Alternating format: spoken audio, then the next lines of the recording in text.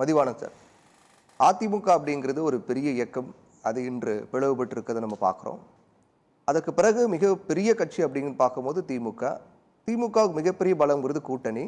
அந்த கூட்டணி முழுவதும் தாவேக தன்னுடைய பக்கமாக எடுத்துக்கிறாங்க அப்படின்ற ஒன்று பார்க்கும்போது அது திமுகவுக்கு ஒரு பின்னடைவு அப்படிங்கிற ஒரு விளைவை நோக்கி அது போதா, இல்லாட்டி இந்த இந்த ஒரு நிகழ்வு அப்படிங்கிறது மொத்த கட்சிகளும் திமுகவோடு இருந்த கட்சிகள்லாம் தாவேக பக்கம் போகிறாங்க அப்படின்னா அது ஒட்டுமொத்தமாக அவங்க தாவேக்கு தான் ஆதரவு அப்படிங்கிற ஒரு ஸ்டாண்ட் அவங்க எடுத்துகிட்டு போகிறாங்களா? இல்லை, இப்போது ஒரு விஷயத்த நந்தகுமார் சார் புரிஞ்சுக்கணும். அதுக்கப்புறம் நான் உங்களுக்கு பதில் சொல்கிறேன். திமுக பார்க்காத வெற்றி இல்லை, திமுக பார்க்காத தோல்வி இல்லை. சரி, அதிகப்படியான எம்எல்ஏக்களும் திமுக தான் பெற்றிருக்கு, குறைந்த எம்எல்ஏவும் திமுக தான் பெற்றிருக்கு. 2 எம்எல்ஏவும் பார்த்துட்டோம், 184 எம்எல்ஏவும் பார்த்துட்டோம். ஆட்சியில் இருந்தோம், நிர்வாகத்தை பண்ணியிருக்கோம், இல்லாமல் எதிர்கட்சியாக எப்படி செயல்பட்டுருக்கோன்றதும் தமிழ்நாட்டு மக்கள் பார்த்துருக்காங்க. மக்கள் முடிவை நாங்கள் ஏற்றுக்கல அப்படின்னு அவர் சொல்கிறார். மக்கள் முடிவை ஏற்றுக்கிறோன்னு முதல்ல ட்வீட் பண்ணது நாங்கள் தான் பண்ணோம், சரிங்களா? ரெண்டாவது அதிமுகவுக்கு ஆசை காட்டிட்டோம் அப்படின்ற மாதிரிலாம் பனைமரத்தில் ஒரு குத்து, தென்னைமரத்தில் ஒரு குத்துன்னு நந்தகுமார் சார் பேசினார். இந்த பக்கமும் ஒரு குறை, அந்த பக்கமும் ஒரு குறை சொல்லணும் அப்படின்ற மாதிரி ஒரு நகைச்சுவையாக இருந்தது அவர் பேசும்போது. என்ன பிரச்சனைனா, என்ன நடக்குது அப்படின்னு தெரியாமல் யாரோ பேசுறதை கேட்டுட்டு பேசுறதோட விளைவு தான் அது. இந்த நடிகர் விஜய்க்கு தமிழ்நாட்டு மக்கள் ஓட்டு போட்டு முதலமைச்சராக ஆக்கியிருக்காங்க, சந்தோஷம். அதில் எந்த மாதிரி மாற்று கருத்து கிடையாது. நீங்கள் தேர்தலை சந்தித்து வந்திருக்கீங்க, நீங்கள் என்ன செய்ய போகிறீங்கன்றது தான் இங்கே பேசணும். என்ன செஞ்சுருக்கீங்க இந்த 10 நாள்ன்றது தான் பேசணும். அது மாறா வெறும் 10 நாளில் வெறும் விளம்பரம் தான், நடந்து வந்தார், உட்கார்ந்தார். இல்ல 10 நாள் வச்சு நம்ம ஒரு அரசு மதிப்பு இல்லாம அப்படிங்கிற கேள்வி இருக்கு. நம்ம அது விவாதிக்கலாம், அது இன்னொரு தலைப்பா கூட நம்ம எடுத்து விவாதிக்கலாம். சேர்த்து தானே இப்ப இருக்கக்கூடிய பிரதானமா நம்ம பாக்குறது என்னன்னா, கூட்டணி இப்போ ஒரு நிமிஷம் விவாதம் பேசும்போது எல்லாத்தையும் பேசலாம். இப்போ முதலமைச்சரா இருக்கிற அது தனி டாபிக், நம்ம அந்த டாபிக் அப்புறம் பேசிக்கலாம், பெருசா பேசிக்கலாம். இப்போ கேள்வி என்ன அப்படின்னு பார்க்கும்போது கூட்டணி, இப்போ விசிகாவா இருக்கட்டும், ஐயுஎம்எல்ஆ இருக்கட்டும், கம்யூனிஸ்ட், காங்கிரஸ் அவங்க பார்க்க போயிட்டாங்க. இப்போ மற்ற கட்சிகள் அப்படின் போது திமுகவை கூட்டணி தான், ஆனால் நாங்கள் சப்போர்ட் அப்படிங்கிறது ஒரு பொருத்தமாக இல்லைல்ல. இப்போ அவங்க அமைச்சர்களை பங்கெடுத்துட்டாங்க அப்படின்னா இந்த அரசாங்கத்தின் ஒரு அங்கமாக அவங்க மாறுறாங்க.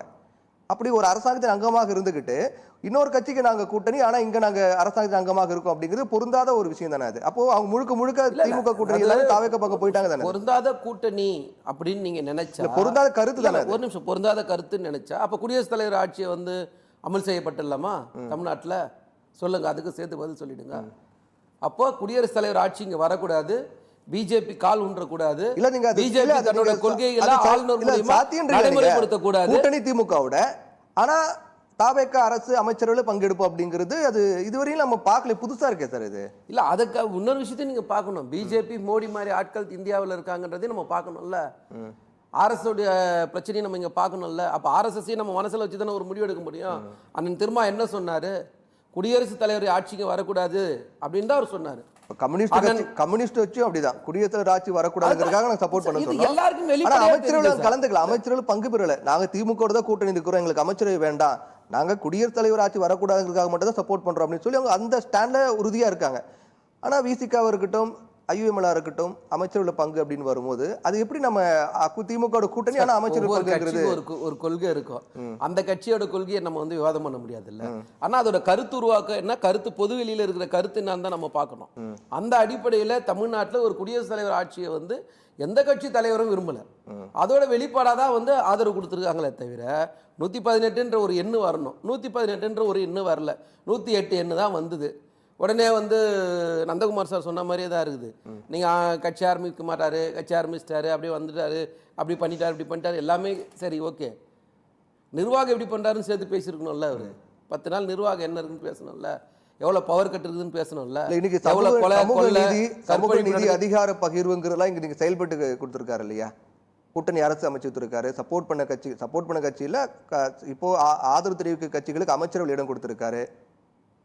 சார், நீங்கள் ஒரு விஷயம், நான் நடிகர் இருந்த முதலமைச்சராக மாறி இருக்க விஜய் அவர்கள் அரசியலுக்கு புதுசாக வந்திருக்காரு.